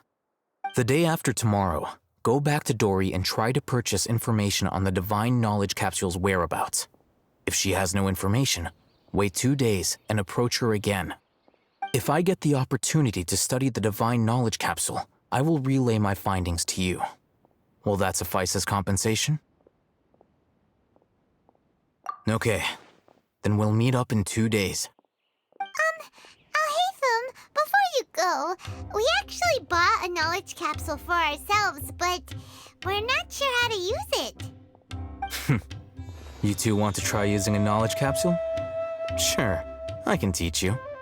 Doing so right under the Academia's nose is a bit problematic, though. What do you say we head to the outskirts of town?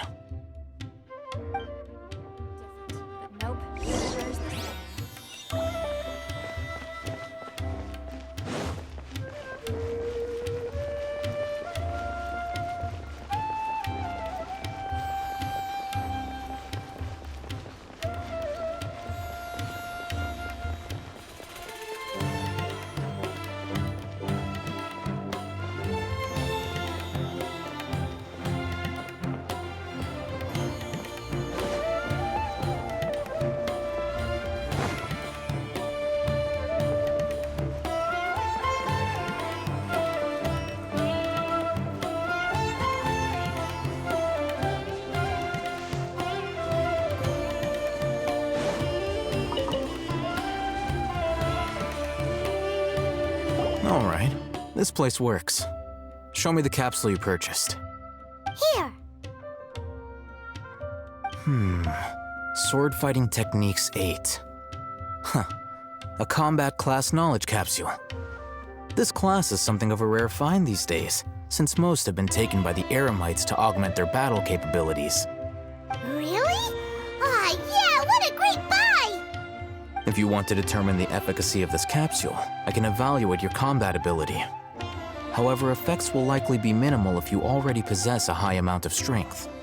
We can conduct a controlled experiment where you fight 2 battles, one before using this knowledge capsule and one after. While you fight, we can use an Akasha Terminal to monitor your various physical parameters. There may be variances in your physical strength between the 2 tests, as well as a disparity in your opponent's abilities. But don't worry, I'll run statistical analyses afterward to mitigate any confounding effects. Wow! Ahitham! You must have been one of those guys at the Academia who got top grades on everything. Paimon's curious about something, though. You definitely weren't one of those students who needed canned knowledge to graduate from the Academia, right? So why are you risking getting caught by the Matra for this capsule? When you are unable to understand a researcher's actions, most cases can be attributed to curiosity. This is but one theory. Sounds like you're trying to avoid the question. All right, let's begin the test. Just fight as you normally do.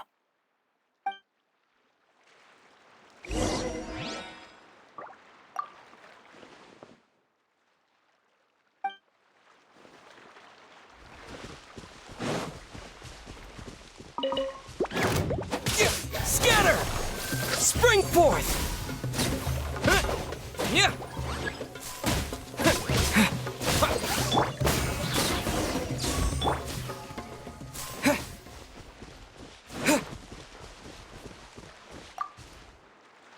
All right. I'll link your Akasha Terminal to record data. The next step is to use this knowledge capsule. Hold it in your hand. I'll help you establish a connection with it so you can activate its power.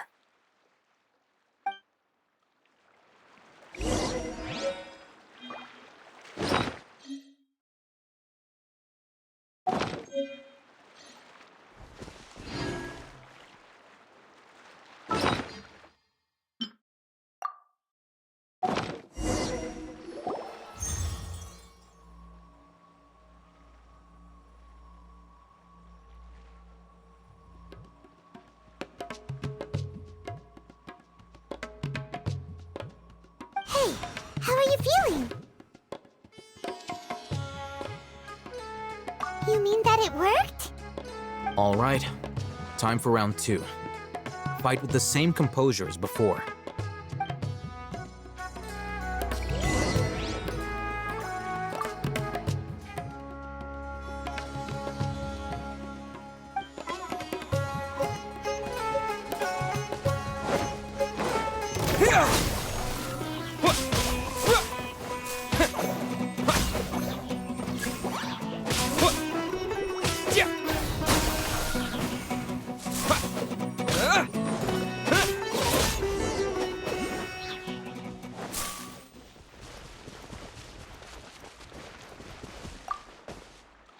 Now, I'll start recording data again.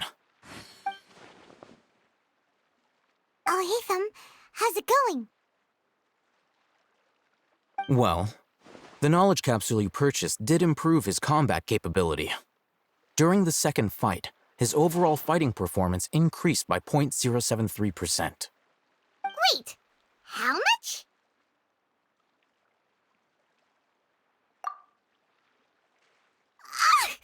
Dory's such a jerk! She totally scammed us! 1 million mora? This thing isn't worth a tenth of that amount!